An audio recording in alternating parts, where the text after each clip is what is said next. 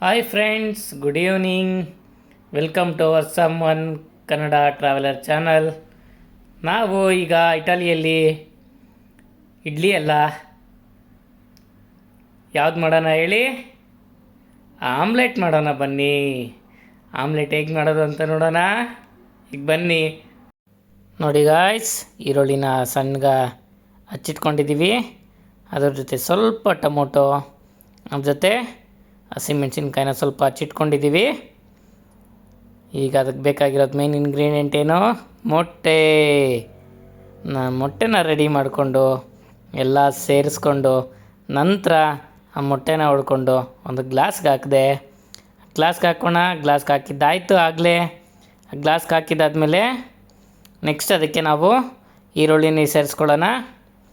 ಈರುಳ್ಳಿ ಸೇರಿಸ್ಕೊಂಡು ಸ್ವಲ್ಪ ನಂತರ ನಾವು ಅದಕ್ಕೆ ಸ್ವಲ್ಪ ಟೊಮೊಟೊ ಕೂಡ ಸೇರಿಸ್ಕೊಳ್ಳೋಣ.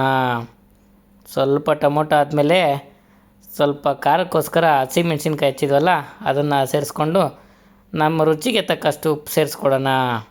ಉಪ್ಪು ಜೊತೆ ಸ್ವಲ್ಪ ಅಚ್ಚ ಖಾರದ ಪುಡಿ ಕೂಡ ಹಾಕ್ಕೊಳ್ಳೋಣ. ಯಾಕೆಂದರೆ ನಾವು ಇಂಡಿಯನ್ಸ್ ಅಲ್ವಾ, ಸ್ವಲ್ಪ ಸ್ಪೈಸಿ ಇರಲೇಬೇಕಲ್ವ, ಅದಕ್ಕೆ ಹಾಕ್ಕೊಂಡು ಚೆನ್ನಾಗಿ ಮಿಕ್ಸ್ ಮಾಡ್ಕೊಳ್ಳೋಣ. ಚೆನ್ನಾಗಿ ಮಿಕ್ಸ್ ಮಾಡ್ಕೋಬೇಕು. ನಾನಂತೂ ಚೆನ್ನಾಗಿ ಮಿಕ್ಸ್ ಮಾಡಿದೆ.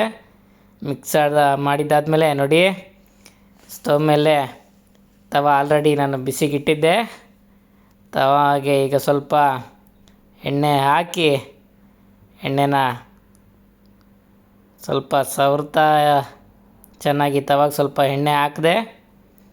ಎಣ್ಣೆ ಹಾಕಿದ ನಂತರ ನಾವಾಗಲೇ ಕಲಸಿಟ್ಕೊಂಡಿದ್ದಂತಹ ಮೊಟ್ಟೆ ಅದನ್ನು ಅದರ ಮೇಲೆ ಹಾಕಿ ನೋಡಿ, ಕ್ಲೀನಾಗಿ ತವ ಫುಲ್ಲು ಸೇರೋ ಥರ ಕ್ಲೀನಾಗಿ ನಾವು ಕೈಯಿಂದ ಯಾವ ಥರ ಬೇಕೋ ಆ ಥರ, ಯಾಕೆಂದ್ರೆ ರೌಂಡಾಗಿ ಬರಬೇಕಲ್ವ, ಮಧ್ಯೆ ಏನೋ ಗ್ಯಾಪ್ ಇಲ್ಲದೆ ಇರೋ ಥರ ಅದು ಸೇರ್ಕೋಬೇಕಲ್ಲ.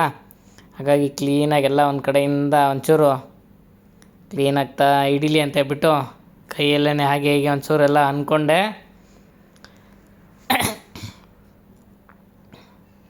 ನೋಡಿ, ಅಂದ್ಕೊಂಡಿದ್ದಾದಮೇಲೆ ಆ ಕಡೆ ಎಲ್ಲ ಕ್ಲೀನಾಗಿ ರೆಡಿ ಆಯಿತು. ಅದಾದ ನಂತರ ಸ್ವಲ್ಪ ಟೈಮ್ ಬೇಯಲಿಕ್ಕೆ ಬಿಡಬೇಕು. ಒಂದು ಕಡೆ ಬೆಂದಿದ್ದಾದಮೇಲೆ ಸ್ವಲ್ಪ ಮತ್ತೆ ಇನ್ನೊಂದು ಸೈಡ್ಗೆ ತಿರುವಾಕೊಂಡು ಅದನ್ನು ಸ್ವಲ್ಪ ಬೇಯಿಸ್ಕೊಳಕ್ಕೆ ಬಿಡಬೇಕು.